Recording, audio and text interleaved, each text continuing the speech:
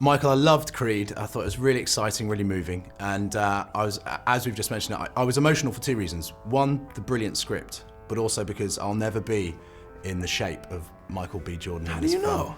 Well, because I've spoken to your director, I know what you had. Got it. And you're not up for that. No, Got it. I'm not doing the two. It was sounding like two things. Also learning how to move like a boxer, but also actually having to look really like, you know, shredded. Mm-hmm.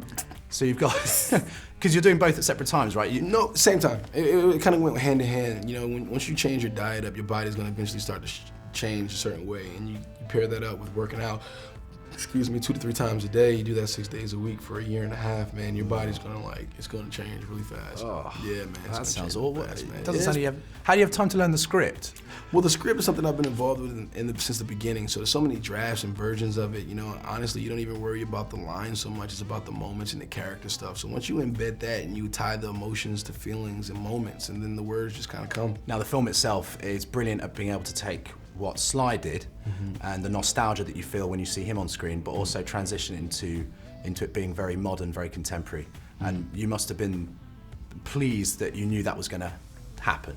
As far as the way the story unfolds? Sounded, the way it unfolds, the way it looks, the way it feels, because you've got a lot of brilliant, talented young cast. Yeah. You've got what I mean is the balance is perfect between those two things. Thank you. I mean that's a testament to Ryan, man. I'm just a tool in this, you know, honestly, being used to kind of convey his vision and his message. So, you know, that nostalgic feeling and all that stuff, you know, that's, you know, after we get finished the work. I guess where we're in the moment, we're just trying to do the best job we can in the moment, and then, you know, have everybody kind of tied together, and the music and, you know, the editing and kind of montages and all those things kind of layer it up, and it turns out to be this kind of complete project.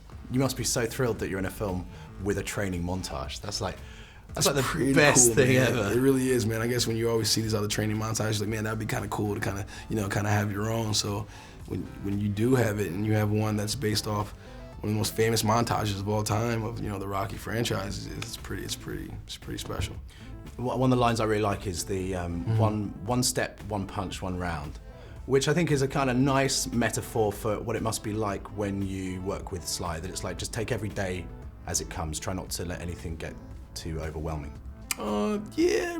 No, not wasn't so bothered. much. Wasn't bothered. I mean, you spend so much time in the process. It's not when we showed up on set that first day. That was the first time we ever met. You know, it's not that, oh, here you guys go ahead and make a movie. You know, we've been doing this for about 2 years. So, you know, you spend enough time with each other, and you're working out the script and the characters and stuff like that.